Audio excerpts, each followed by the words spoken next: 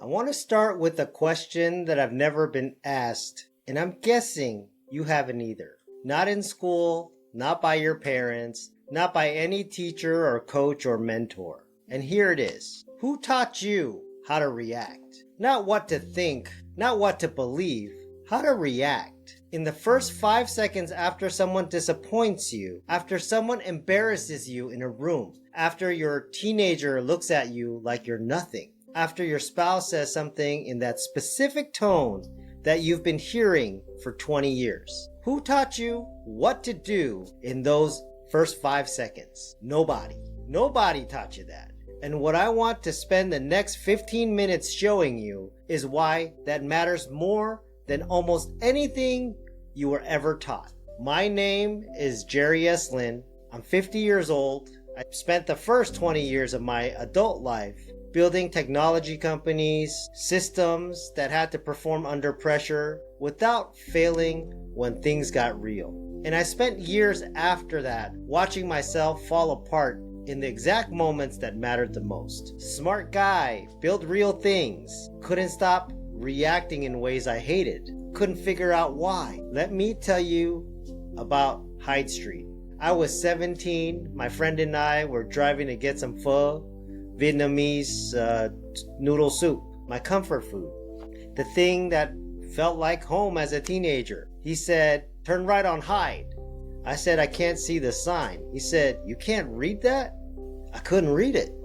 Turned out I've been functionally vision impaired since 7th grade, sitting in every classroom for 5 years copying off the kid next to me, guessing at the blackboard, because I assumed that's what school was. Sitting from back that far, blurry was normal. See, my sister, since the 4th grade, wanted to be an optometrist. And she was right there in the home, but nobody noticed because blurry was my normal. And when you never see clearly, you don't know you're missing anything.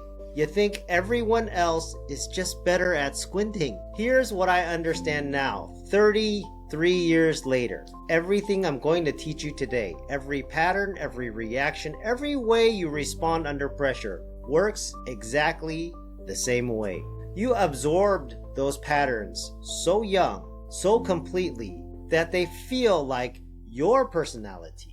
They feel like who you are. They feel like the truth, but they're not your personality. They're your blurry vision. They're the instruction manual that got installed before you were old enough to write your own. Let me walk you through what school taught you. Reading, writing, arithmetic, history, how to pass a test, how to sit still and raise your hand. Now let me walk through what school didn't teach you. What to do when someone you love completely shuts down on you and you don't know why.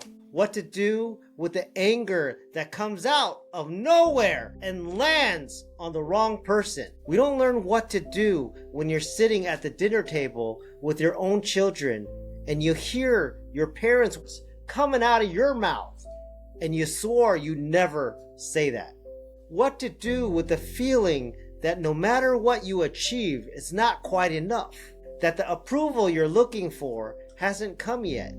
That you're performing a life that looks right from the outside, but feels hollow on the inside. Nobody taught you that. Not one class, not one chapter, not one conversation at the dinner table that was specifically designed to prepare you for any of it. So how did you learn? The same way everyone does. You watched, you absorbed. You were in the room when something happened and your parents argued. Your parents criticized them. Your teacher embarrassed a kid in class. Your body filed it away. Not as a lesson, as a truth. This is what happens when people are disappointed. This is what happens when you fail. This is what love looks like. This is what safety feels like.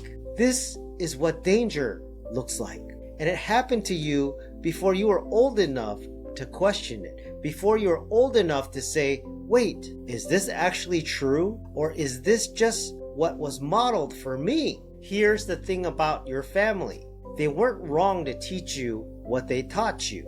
They were teaching you the best instruction manual they had, which was the one they absorbed from their family, which was the one their parents absorbed from theirs. Your grandfather's rules: sacrifice, silence, don't complain, provide, and they'll respect you. Don't air your laundry. The strength means not showing weakness. Those rules were built for a world that looked completely different from the one you're living in right now. See, they were built for a world where survival was the measure, where stability was the goal, where you didn't have the luxury of asking, but am I happy? You live in a world where connections matter, where emotional intelligence matters, where your children need you present, not just providing, where your marriage needs more than logistics and shared mortgage. And you're trying to navigate a completely different world with a 1965 instruction manual. So no wonder something's not working. I want to introduce you to something. There's a gap between what happens to you, the text that comes in, the tone of a voice, the look on someone's face, and what you do next. That gap is approximately 5 seconds. And in those 5 seconds, most of us don't decide anything. Our body decides for us in a reaction based on every pattern that was installed when we were young.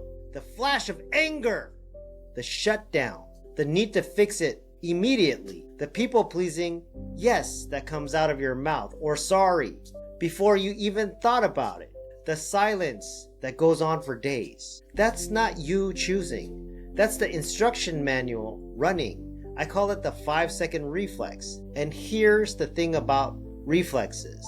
They're not permanent. They were trained, which means they can be retrained, not through willpower, not through knowing better, not through reading another book about why you are the way you are. It's through practice, through showing up and working on it the same way you'd work on any skill that nobody ever taught you.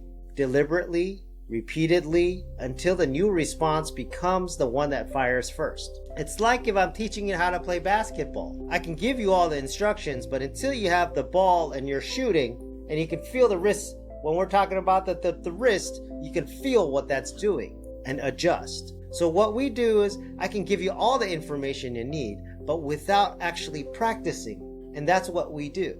We practice with you. And I want to leave you with 3 things.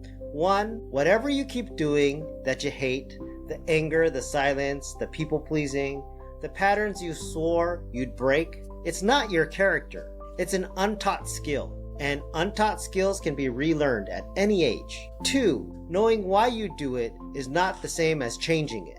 You've probably been in therapy, you've probably read the books, you probably understand yourself, and it still happens. That's because understanding lives here. The patterns live somewhere else. It lives here and here. Somewhere older, somewhere your understanding doesn't reach until you train it. And 3, you are not behind. You are not broken.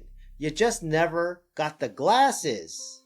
And the good news is, unlike the 7th grade self who spent 5 years squinting at the blackboard, you don't have to wait another 30 years to finally see clearly. Every Saturday morning, free, 30 minutes with a 7-minute reset, I run a live session called the Saturday Reset. It's an introduction manual nobody gave us.